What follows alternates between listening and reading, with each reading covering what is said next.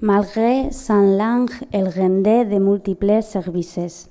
Eta Jainkoaren mutilak, oroz bat emazte izila igatu zela salatu zuen segidan, erantziz, kofesatzea salbu, igande eta komesak sekula ez zituela utz egiten.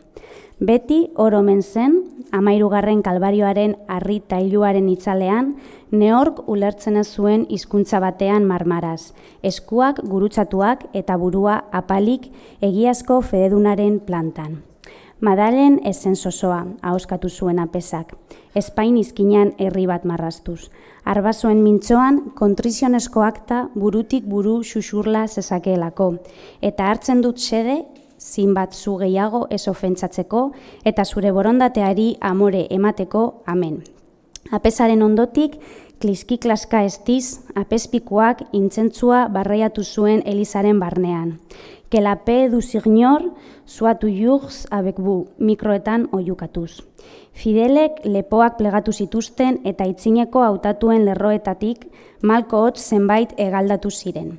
Ez nezakeen Aitor Negarrak arras faltsuak zirenik.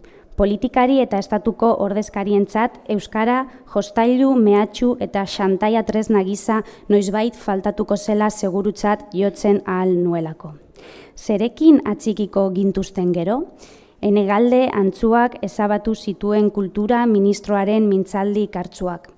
Euskara hizkuntza ikaragarria izana zen, paleolitiko, aro monolitiko, hieratiko garaitikona, galera erraldoia zen munduarentzat, irabazte idorra aldiz euskararen bizarazteko dirua sartzekoa zuten botere publikoentzat, galtze guztiak irabaztea zirela laburbilduz eta azpimarratuz bukatu zuen diskurtsoa ministro eleketariak.